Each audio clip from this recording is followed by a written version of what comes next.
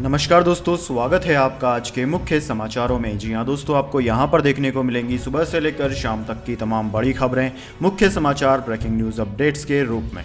दोस्तों, आप सभी लोगों से रिक्वेस्ट है, इस वीडियो को ज़्यादा से ज़्यादा लाइक और शेयर करें। तो चलिए दोस्तों, जान लेते हैं आज की पहली बड़ी खबर। बीजेपी अनपढ़ों की पार्टी, पूरे देश को अनपढ़ रखना चाहती है। क्लासरूम विवाद पर सिसोदिया का पलटवार। जी हां दोस्तों, दिल्ली की आम आदमी पार्टी सरकार सरकारी स्कूलों के कार्यकल्प को अपनी उपलब्धि के तौर पर दिखाती है। अब इन्हीं स्कूलों में नए क्लासरूम बनाने में कथित भ्रष्टाचार को लेकर सियासी बवाल छाया हुआ है। इसी बीच दिल्ली के उप मुख्यमंत्री मनीष सिसोदिया ने बीजेपी पर पलटवार किया। उनका कहना है कि केंद्र की भाजपा सरकार दिल्ली के सरकारी स्कूल बंद करवाना चाहती है। उसके खुद के राज्य में 72,000 से ज्यादा सरकारी स्कूल बंद हुए हैं। मनीष सिसोदिया ने कहा कि साल 2014 से देश में इनकी सरकार है। इस दौरान हजारों सरकारी स्कूल बंद किए गए, जबकि कई प्राइवेट स्कूल खोले गए। बीजेपी राज में 2015 से 2021 के बीच 72,447 सरकारी स्कूल बंद हुए हैं। इनमें करीब 26,000 सरकारी स्कूल उत्तर प्रदेश में और 22,000 सरकारी स्कूल मध्य प्रदेश में बंद किए गए। वहीं 11,749 प्राइवेट स्कूल खोले गए, जिन्हें भाजपा नेता संचालित करते हैं। दोस्तों, दिल्ली में मनीष सिसोदिया के पास शिक्षा विभाग का भी जिम्मा है। मनीष सिसोदिया ने कहा कि भाजपा सरकार को जब शराब के मामले में कुछ नहीं मिला, तो अब उनके स्कूल में भ्रष्टाचार का जुमला शुरू हो गया है। बीजेपी की केंद्र सरकार दिल्ली के सरकारी स्कूल बंद कराना चाहती है, इसलिए वह ये फर्जी FIR कर रहे हैं। शराब के कथित घोटाले में कुछ नहीं निकला, तो अब कह रहे हैं कि स्कूल बनाने में गड़बड़ी हुई है। इसके बाद दोस्तों, अगली बड़ी खबर। मल्लिकार्जुन खड़गे बोले, अध्यक्ष बनने के लिए राहुल गांधी पर बनाएंगे दबाव। जी हां दोस्तों, कांग्रेस के वरिष्ठ नेता M मल्लिकार्जुन खड़गे ने कहा कि राहुल गांधी की कांग्रेस अध्यक्ष के रूप में वापसी के लिए प्रयास किया जाएगा, क्योंकि पार्टी में उनके अलावा कोई ऐसा नहीं है जिसकी अखिल भारतीय अपील हो। राज्यसभा में विपक्ष के नेता ने कहा कि पार्टी का नेतृत्व करने के इच्छुक किसी भी व्यक्ति को पूरे देश में जाना चाहिए और उसे कन्याकुमारी से लेकर कश्मीर और पश्चिम बंगाल से गुजरात तक समर्थन प्राप्त होना चाहिए। खड़गे ने शुक्रवार को कहा कि वह पूरी कांग्रेस पार्टी में जाना पहचाना स्वीकृत व्यक्ति होना चाहिए। ऐसा इस तरह के कद के साथ पार्टी में कोई नहीं है। उन्होंने कहा कि सभी वरिष्ठ नेताओं ने सोनिया गांधी को पार्टी में शामिल होने और काम करने के लिए विवश किया था और राहुल गांधी के सामने आने और लड़ने का अनुरोध किया था। अब दोस्तों, आपकी जानकारी के लिए बता दें, राहुल गांधी अध्यक्ष बनने से मना कर रहे हैं, जबकि कांग्रेस के वरिष्ठ नेता चाहते हैं कि सिर्फ राहुल गांधी ही अध्यक्ष बने। इसके बाद दोस्तों, अगली बड़ी खबर। मक्का मस्जिद के पूर्व इमाम को सुनाई गई 10 साल की जेल, 2018 में किया था गिरफ्तार। जी हां दोस्तों, सऊदी अरब की एक अदालत ने मक्का मस्जिद के एक प्रमुख पूर्व इमाम को 10 साल जेल की सजा सुनाई। अमेरिका स्थित rights group democratic for the Arab world now ने कहा कि रियाद में स्पेशलाइज्ड क्रिमिनल अपील कोर्ट ने मक्का मस्जिद के पूर्व इमाम शेख सालेह अल तालिब को 10 साल की जेल की सजा सुनाई है। मिडिल ईस्ट आई की रिपोर्ट के अनुसार सऊदी अधिकारियों ने 2018 में तालिब को बिना कारण बताए गिरफ्तार किया था। सऊदी अरब में मनोरंजन जगत को कंट्रोल करने वाली संस्था जर्नल एंटरटेनमेंट अथॉरिटी की आलोचना करने के बाद उनकी गिरफ्तारी की गई। आरोप है कि उन्होंने उन संगीत कार्यक्रमों की निंदा करते हुए दावा किया था कि उनसे देश के धार्मिक और सांस्कृतिक मानकों का उल्लंघन होता है। तालिब के वैश्विक अनुयायी हैं। हजारों लोग यूट्यूब पर उनके उपदेश और कुरान के पाठ को देखते हैं। इसके बाद दोस्तों, अगली बड़ी खबर। पढ़ाई करने विदेश नहीं जा पाएंगी अफगानिस्तान की छात्राएं, तालिबान सरकार ने काबुल छोड़ने पर बैन लगाया। सिर्फ छात्रों को देश छोड़ने की है इजाजत। जी हां दोस्तों, तालिबान ने छात्राओं को आगे की पढ़ाई के लिए विदेश जाने पर बैन लगा दिया है। रिपोर्ट के मुताबिक तालिबान ने छात्राओं को काबुल से कजाकिस्तान और कतर जैसे देशों में हायर एजुकेशन के लिए जाने से मना कर दिया। सिर्फ छात्रों को ही काबुल से बाहर जाने की इजाजत दी गई है। अगस्त 2021 में अफगानिस्तान पर कब्जा करने के बाद सबसे पहले तालिबान ने एजुकेशन सिस्टम में बदलाव करने शुरू किए। तालिबानी हुकूमत ने लड़कियों के लिए हाई स्कूल और कॉलेज बंद कर दिए थे। महिलाओं के विरोध के बाद क्लास 6 तक स्कूल खोले गए। हाल ही में अफगानिस्तान के होम मिनिस्टर और तालिबान के को डिप्टी लीडर सिराजुद्दीन हक्कानी ने हाई स्कूल खोलने का वादा किया था, लेकिन अब हायर एजुकेशन के खिलाफ नया फरमान जारी कर दिया गया है। इसके बाद दोस्तों, अगली बड़ी खबर। दिल्ली में अब दस्तखत पर घमासान, LG ने केजरीवाल सरकार की 47 फाइलों पर लगाया ब्रेक। जी हां दोस्तों, दिल्ली सरकार और उपराज्यपाल के बीच दूरियां बढ़ती दिख रही है। सूत्रों ने शनिवार को बताया कि दिल्ली के उपराज्यपाल कार्यालय ने मुख्यमंत्री अरविंद केजरीवाल के बजाय CMO कर्मचारियों द्वारा हस्ताक्षरित 47 फाइलें लौटा दी है। इस कदम से राष्ट्र राजधानी में 2 संवैधानिक प्राधिकरणों के बीच खींचतान तेज होने की संभावना है। यह घटनाक्रम LG वीके सक्सेना द्वारा द्वारा केजरीवाल को लिखे गए एक पत्र के लगभग एक हफ्ते बाद आया। इस पत्र में कहा गया है कि मुख्यमंत्री कार्यालय उनके यानी कि मुख्यमंत्री अरविंद केजरीवाल के हस्ताक्षर के बिना एलजी सचिवालय को राय और मंजूरी मांगने वाली फाइलें भेज रहा है। एलजी कार्यालय के सूत्रों ने कहा कि एलजी सचिवालय द्वारा लौटाई गई फाइलों में शिक्षा विभाग और वक्फ बोर्ड से संबंधित फाइलें शामिल हैं।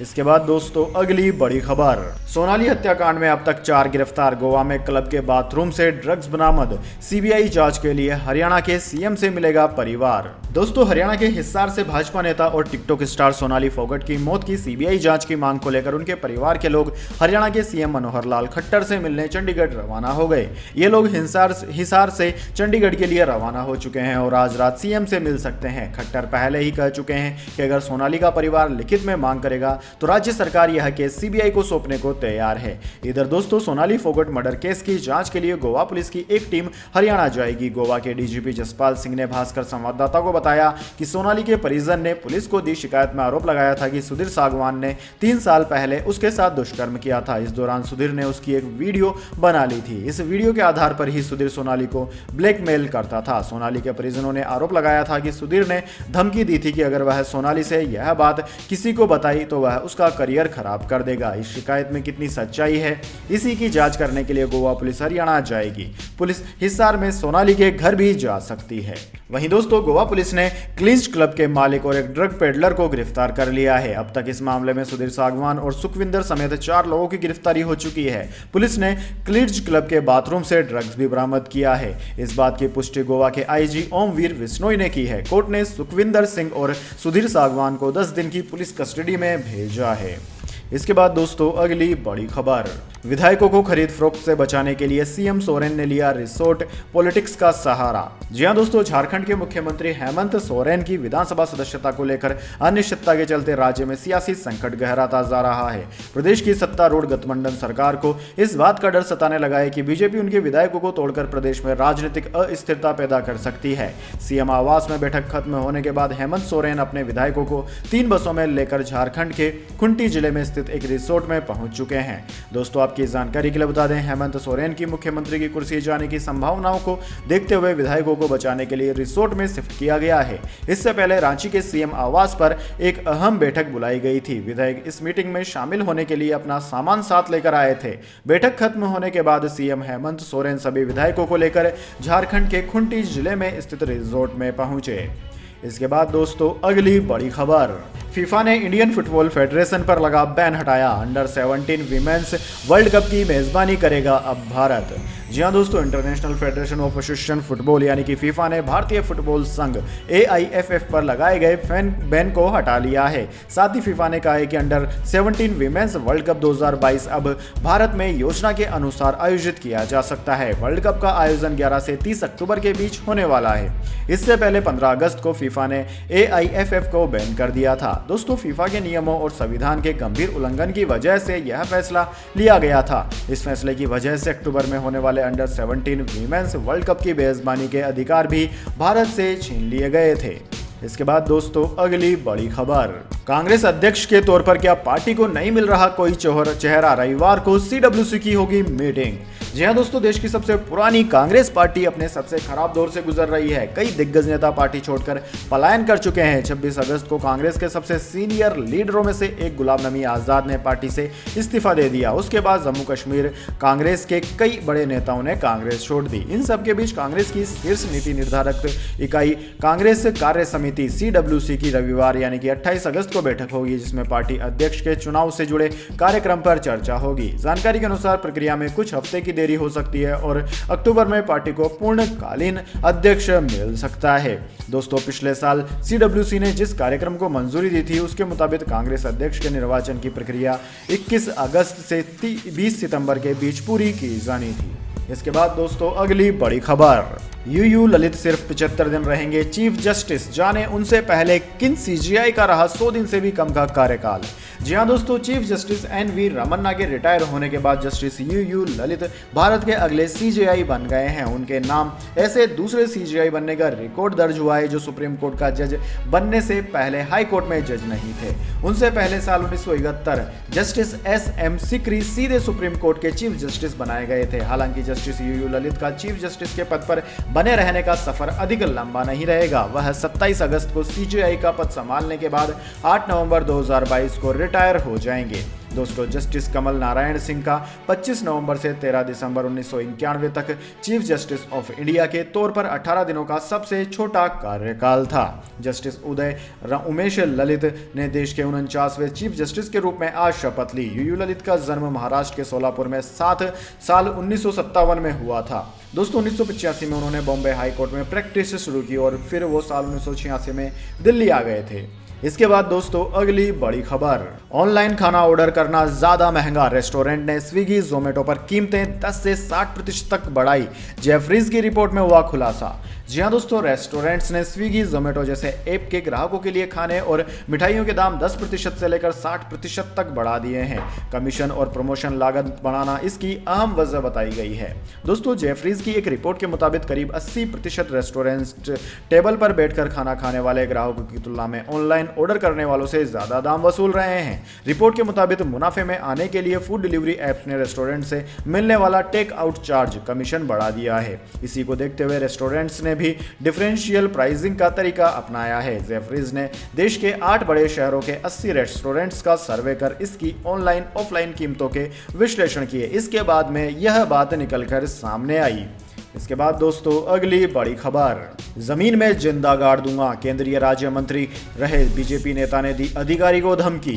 जी हां दोस्तों, छत्तीसगढ़ भाजपा के पूर्व प्रदेश अध्यक्ष और पूर्व केंद्रीय राज्य मंत्री रहे आदिवासी नेता विष्णुदेव राय का वीडियो जमकर वायरल हो रहा है, जिसमें साय एक अधिकारी को फोन पर धमकाते नजर आ रहे हैं। विष्णुदेव साय ने अधिकारी को जमकर गालियां दी और गर्दन काटकर जिंदा गाड़ देने की धमकी दे डाली। अब वीडियो वायरल होने पर अब हंगामा मचा है। दोस्तों, बताया जा रहा है कि 3 दिन पहले जशपुर जिले के कुनकुरी विधानसभा के साइटोला चेक पर वर्षों से स्थापित अटल चेक को सरकारी एजेंसी क्रेटा के द्वारा तोड़ दिया गया था। यह चेक राज्य की पूर्ववर्ती भाजपा सरकार में निर्मित हुआ था। इस घटना की जानकारी मिलने के बाद पूर्व प्रदेश अध्यक्ष विष्णुदेव साय सहित अन्य भाजपा नेताओं की पूरी फौज साइट टोला चेक पर पहुंची। इस दौरान विष्णुदेव साय ने अटल चेक को तोड़े जाने को लेकर क्रेटा के अधिकारियों को फोन पर धमकाया।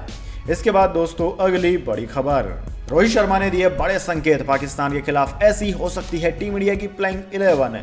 जी हां दोस्तों, एशिया कप 2022 की शुरुआत हो चुकी है। वहीं टीम इंडिया और पाकिस्तान के बीच में मुकाबला रविवार को होना है। दोनों ही टीमें इस बड़े मैच के लिए पूरी तरीके से तैयारी में लगी हुई है। दोस्तों, दुबई में होने वाले इस मुकाबले से पहले भारतीय कप्तान रोहित शर्मा ने प्रेस कॉन्फ्रेंस की और टीम इंडिया की प्लेइंग 11 पर भी बयान दिया। वहीं दोस्तों, रोहित शर्मा ने विराट कोहली की फॉर्म पर भी अपडेट दिया।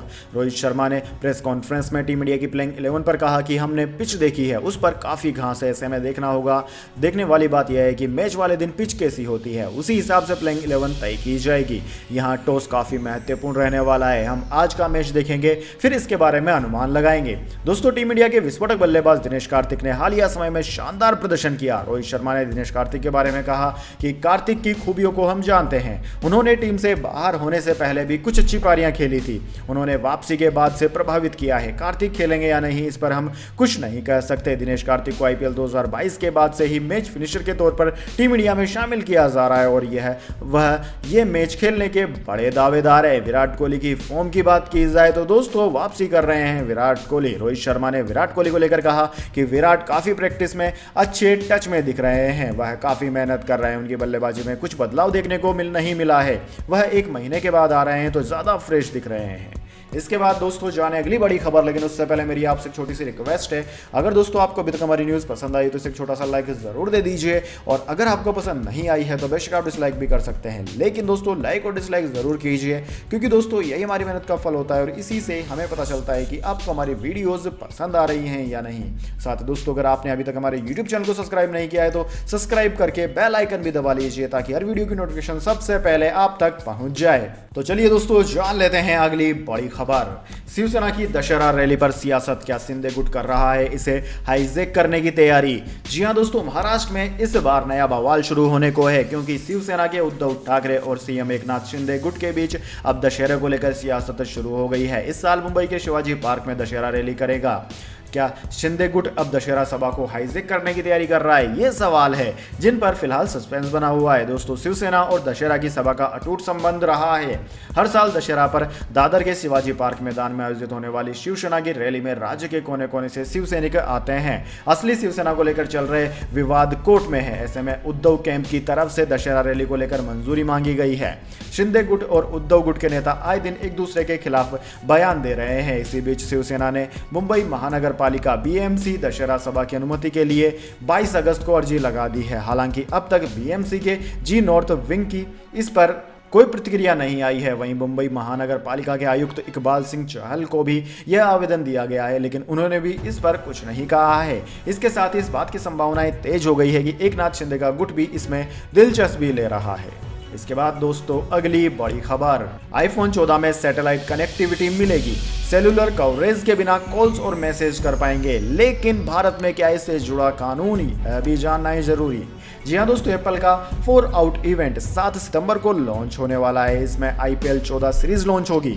इसके फीचर को लेकर कई रिपोर्ट्स और लीक सामने आ रहे हैं। ऐसे में एक नई रिपोर्ट में दावा किया जा रहा है कि आईफोन 14 में सैटेलाइट कनेक्टिविटी मिलने वाली है। इसकी मदद से यूजर्स बिना सेलुलर कवरेज के भी कॉल्स और मैसेज भेज पाएंगे। दोस्तों, खासकर इमरजेंसी के समय यह फीचर कस्टमर्स के लिए काफी मददगार होगा। इसके तहत एप्पल अपने डिवाइसेज में emergency message via contacts features दे सकती है दोस्तों, जिसकी मदद से सेलुलर नेटवर्क ना होने पर भी यूजर्स इमरजेंसी सर्विस से मदद मांग सकेंगे। यह जानकारी अमेरिका की एक कंपनी के सैटेलाइट कम्युनिकेशन एडवाइजर टिम फरार ने अपने ट्विटर अकाउंट पर शेयर की। दोस्तों, 25 अगस्त को एलन मस्क का स्पेस एक्स और टी मोबाइल मिलकर गांव कस्बे में भी अच्छी कनेक्टिविटी देने के लिए सैटेलाइट के एक नेटवर्क से मोबाइल डिवाइसेज को कनेक्ट करने के प्रयास में एक साथ आए हैं। वहीं दोस्तों, भारत की बात की जाए कि क्या भारत का सामान्य व्यक्ति सैटेलाइट फोन खरीद सकता है, तो दोस्तों आपकी जानकारी के लिए बता दें, आम आदमी भारत में सैटेलाइट फोन खरीद सकता है। इनसेट फोन 2 को लगभग 17,000 रुपए में खरीद सकते हैं। गैर सरकारी यूजर्स के लिए इनकमिंग और आउटगोइंग कॉल का बिल 35 रुपए प्रति मिनट और रोमिंग कॉल की कीमत 260 रुपए प्रति मिनट है। इसके बाद दोस्तों, अगली बड़ी खबर, फसल बर्बाद, घरों में पानी, दाह संस्कार के लिए भी जमीन नहीं, यूपी के कई जिलों में बाढ़ का कहर। जी हाँ दोस्तों, उत्तर प्रदेश में गंगा, यमुना, चंबल, बेतवा और केन सहित कई नदियां उफान पर है, जिनके जलस्तर में लगातार वृद्धि हो रही है। नदियों का जलस्तर बढ़ने से उत्तर प्रदेश के कई जिलों में बाढ़ जैसे हालात हैं। दोस्तों, प्रयागराज, वाराणसी, मिर्जापुर, चंदौली, बुंदेलखंड का बांदा, जालौन, हमीरपुर, महोबा, इटावा में नदियों के बढ़ते जलस्तर से लोग दहशत में हैं। बांदा से यमुना नदी खतरे के निशान से ऊपर बह रही है। वहीं प्रयागराज, वाराणसी और गाजीपुर में गंगा नदी उफान पर है और खतरे के निशान को पार कर गई है। दोस्तों, बाढ़ का पानी रिहायशी इलाकों में घुस गया है, लोग पलायन करने को मजबूर हैं। प्रयागराज, गंगा और यमुना दोनों नदियां उफान पर है। दोनों नदियां डेंजर लेवल को पार कर चुकी हैं। ऐसे में दोस्तों, जनजीवन पूरी तरीके से अस्त व्यस्त हो चुका है। मवेशियों की मौतें हो रही है, लोगों की फसलें बर्बाद हो गई हैं। इसके बाद दोस्तों, अगली बड़ी खबर, ऑस्ट्रेलिया में खरगोश बने बड़े आपदा। इंग्लैंड से 150 साल पहले मिले थे 24 खरगोश 1600 करोड़ का हर साल कर रहे हैं नुकसान। जी हाँ दोस्तों, ऑस्ट्रेलिया में खरगोशों की तादाद करीब 20 करोड़ के आसपास हो गई है, जो देश के लिए एक नई आपदा बन गए हैं। दरअसल दोस्तों, खरगोश ऑस्ट्रेलिया के स्थानीय जीव नहीं है, इन्हें वहां इनसेंसिटिव स्पीसीज माना जाता है। इन खरगोशों के ऑस्ट्रेलिया पहुंचने की कहानी बड़ी दिलचस्प है। यह बात 1960 के आसपास की है। 25 दिसंबर क्रिसमस में ऑस्ट्रेलिया के मेलबोर्न बंदरगाह पर इंग्लैंड से एक जहाज आया था। उसमें 24 खरगोश उपहार के रूप में लाए गए थे। इन 24 खरगोशों को एक फार्म हाउस में रखा गया, लेकिन ये ब्रीडिंग करते करते करते करते 150 सालों में 20 करोड़ तक पहुंच गए, यानी कि इनकी आबादी 20 करोड़ हो गई और अब यह सरकार के लिए एक आफत बन चुके हैं। इसके बाद दोस्तों, अगली बड़ी खबर, प्रधानमंत्री मोदी ने अटल ब्रिज का उद्घाटन किया। बोले, इतिहास बनाने के लिए इसे याद रखना है जरूरी। जी हां दोस्तों, प्रधानमंत्री नरेंद्र मोदी ने शनिवार को गुजरात के अहमदाबाद में साबरमती नदी पर अटल ब्रिज का उद्घाटन किया। पीएम मोदी ने साबरमती रिवर फ्रंट पर आयोजित खादी उत्सव कार्यक्रम में एक सभा को संबोधित किया। इस जगह से प्रधानमंत्री ने फुट ओवर ब्रिज को लॉन्च किया। वहीं उद्घाटन से एक दिन पहले पीएम मोदी ने अपने ट्वीट अकाउंट पर पुल की तस्वीरें शेयर की थी। उन्होंने लिखा कि क्या अटल ब्रिज शानदार नहीं दिखता? चलिए साबरमती नदी पर बने फुट ओवर ब्रिज के बारे में महत्वपूर्ण बातें जानते हैं। दोस्तों, पीएम नरेंद्र मोदी अहमदाबाद शहर में साबरमती नदी पर केवल पैदल चलने वाले अटल ब्रिज का उद्घाटन कर रहे हैं। नगर निगम ने इसका नाम पूर्व प्रधानमंत्री अटल बिहारी वाजपेयी के नाम पर रखा गया है। इस पर केवल आप पैदल ही चल सकते हैं, गाड़ियां यहां पर अलाउड नहीं है। दोस्तों यह पुल 300 मीटर लंबा और 14 मीटर चौड़ा है और रिवर फ्रंट से पश्चिम छोर पर फूलों के बगीचे और पूर्वी पर आने वाले कला और संस्कृति केंद्र को जोड़ता है। इसके बाद दोस्तों अगली बड़ी खबर, भोपाल के डीबी मॉल में नमाज पढ़ने पर विवाद, बजरंग दल ने कहा करेंगे हनुमान चालीसा का पाठ। जी हां दोस्तों, मध्य प्रदेश की राजधानी भोपाल के डीबी सिटी मॉल में सामूहिक नमाज पढ़ने पर विवाद हो गया है। नमाज पढ़ने की जानकारी सामने आने पर हिंदूवादी संगठनों ने कड़ी आपत्ति जताते हुए हंगामा किया। बजरंग दल कार्यकर्ताओं की मॉल के अधिकारियों से तीखी बहस हुई। आक्रोशित कार्यकर्ता मॉल के अंदर बैठकर भजन गाने लगे। मध्य प्रदेश में मॉल के अंदर सामूहिक नमाज अदा करने का मामला पहली बार सामने आया है। मॉल प्रबंधन की तरफ से स्पष्टीकरण का इंतजार है। दोस्तों एबीपी संवाददाता को बजरंग दल से जुड़े दिनेश यादव ने बताया कि हमें डीबी सिटी मॉल में सामुदायिक विशेष के लोगों द्वारा सामूहिक नमाज पढ़ने की जानकारी मिली। मॉल पहुंचने पर हमने खुद देखा, लेकिन मैनेजर ने मना कर दिया, इसलिए हमें विरोध प्रदर्शन करना पड़ा। उन्होंने चेतावनी दी कि अगर भविष्य में सामूहिक रूप से नमाज पढ़ी गई तो गेट पर हनुमान चालीसा का पाठ किया जाएगा। हिंदू संगठन संस्कृति बचाओ मंच के चंद्रशेखर तिवारी ने कहा कि आज डीबी मॉल में सामूहिक नमाज पढ़ते हुए देखा गया है। आगे और भी सार्वजनिक जगहों पर इस तरह की घटनाएं देखने को मिलेंगी। तो दोस्तों यह थी आज की तमाम बड़ी खबरें। इसके बाद दोस्तों बारी आती है आज के माइंड क्विज क्वेश्चन की। जी हां दोस्तों, एक आसान से सवाल का जवाब देकर आप जीत सकते हैं एक अमेजिंग सरप्राइज गिफ्ट हमारे यूट्यूब चैनल की ओर से। तो दोस्तों आज का सवाल आपकी स्क्रीन पर आ चुका है। भारत और पाकिस्तान के बीच में खेले गए क्रिकेट मैच में वर्ल्ड कप में भारत ने पाकिस्तान को कितनी दफा हराया है? जी हां दोस्तों, अगर आप जानते हैं कि भारत ने पाकिस्तान को कितनी बार हराया है तो जल्दी से कमेंट बॉक्स में लिख दीजिए वह संख्या। अगर दोस्तों आपका जवाब होता है एकदम सही और आप चुने जाते हैं लकी विजेता के रूप में, तो आपको मिल सकता है एक अमेजिंग सरप्राइज गिफ्ट हमारे यूट्यूब चैनल की ओर से। तो दोस्तों जल्दी से अपना उत्तर कमेंट बॉक्स में लिख दीजिए, वीडियो को लाइक कर लीजिए और चैनल को सब्सक्राइब करके बेल आइकन भी दबा लीजिए। धन्यवाद। वंदे मातरम, जय हिंद, जय भारत।